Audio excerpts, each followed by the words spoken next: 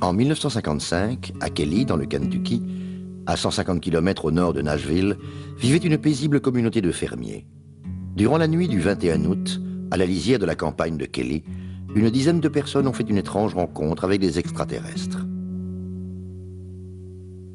La famille Langford était venue à cet endroit pour passer du bon temps en famille, pour rire et jouer aux cartes. Âgé de 12 ans à cette époque, Lonnie Langford dit se souvenir clairement de cette nuit-là. Il y avait moi, mon frère, ma sœur, 2 demi-frères, leurs femmes et un couple d'amis. Ma mère était là aussi. Nous étions assis, nous parlions, nous jouions aux cartes. Le demi-frère de mon ami Taylor a dû sortir car à l'époque il n'y avait pas de toilette dans la maison. Et lorsqu'il fut dehors, il aperçut un objet rond et lumineux.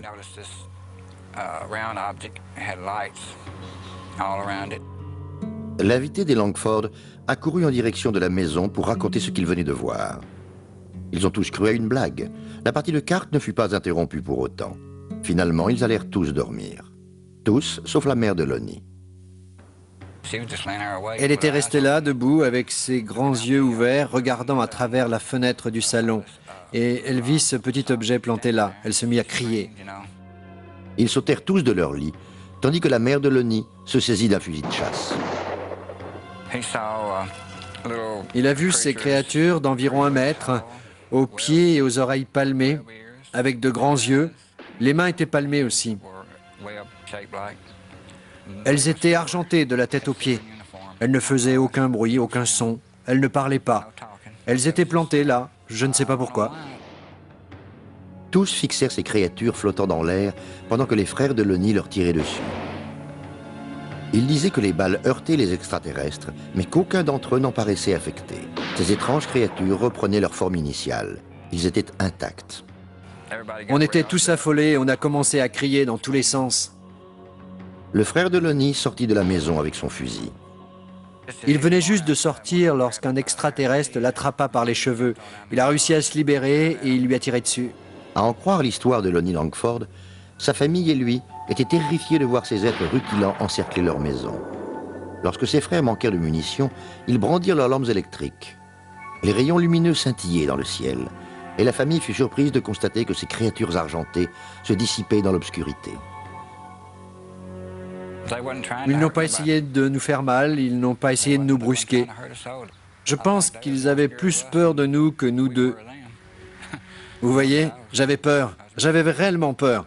Je vous dis la vérité. Est-ce que Lonnie Langford dit la vérité, ou est-ce le scénario inventé par une famille qui aurait perdu la raison? Mais ce que nous savons aussi, c'est que durant la même nuit, d'autres résidents du voisinage ont témoigné avoir aperçu des formes météoriques lumineuses accompagnées d'un étrange vrombissement. Lorsque la famille Langford témoigna, la police, la gendarmerie et même des soldats de la base militaire limitrophe, Fort Campbell, sont venus recueillir leurs témoignages. M. Russell Ferguson, un officier de l'État du Kentucky, enquêta sur les lieux de l'incident. Il ne trouva aucune preuve tangible pour être convaincu de l'histoire de la famille Langford.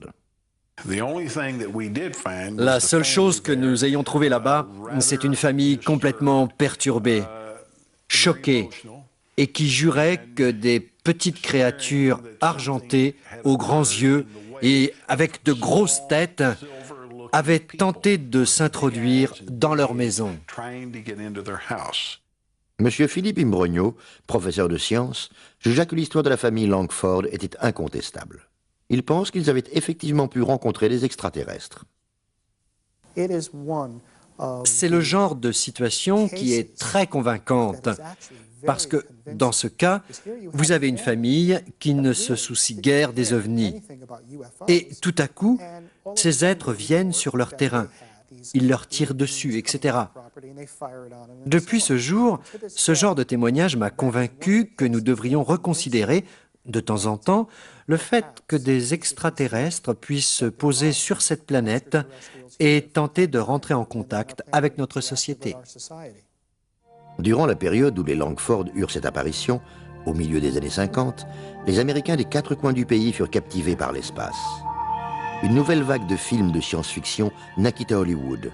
Une majorité de ces films s'articulaient autour de l'inquiétude de la guerre froide. Les habitants de la région étaient endoctrinés par les films, les livres, les articles de presse de science-fiction. C'était très populaire à l'époque. Mais il ne faut pas oublier que ces gens étaient de véritables paysans et des fervents religieux de croyances protestantes. Leurs engagements religieux étaient fondamentaux. Alors que les Langford clamaient être de fervents chrétiens, est-il possible qu'ils aient voulu se démarquer face aux autres religieux ce fameux dimanche après-midi? L'officier Russell Ferguson n'est pas d'accord. Il pense qu'ils avaient trop bu. Je n'ai rien vu de semblable, sauf un groupe de gens déchaînés. Ils avaient quelque chose de particulier. Et cela venait, je pense, de la journée magnifique. On n'avait pas d'alcool parce que ma mère était une fervente chrétienne et elle interdisait l'alcool à la maison. Mes frères en consommaient, mais il n'y avait aucun endroit où s'en procurer. Il n'y avait pas du tout d'alcool dans les environs cette nuit-là. Une autre explication aurait pu être à l'origine des événements de cette nuit-là. Un cirque ambulant était en ville. Je me suis rendu au bureau des archives et j'ai retrouvé les dates de passage. Le cirque Shrine était en représentation durant 3 nuits, le jeudi, vendredi et samedi. C'était un événement à Kelly. Il est fort probable que des singes faisaient partie de la troupe de cirque et que certains d'entre eux se soient échappés. Certaines personnes disent que les extraterrestres que nous avons vus étaient en fait des singes de la troupe de cirque. Je ne savais même pas qu'il y avait un cirque en ce temps-là. Si ces étranges visions n'étaient pas dues à une consommation d'alcool excessive ou à des singes joueurs, que s'est-il réellement passé? Greg Little, écrivain sur les phénomènes paranormaux, pense qu'il y a une explication scientifique à cela. Cette région du Kentucky s'étend sur une grande faille terrestre. Des petites pressions tectoniques dans le sous-sol peuvent créer des formes étranges dues aux décharges électromagnétiques assez fortes pour désorienter les gens. Ces énormes plasmas sont recouverts de champs électromagnétiques.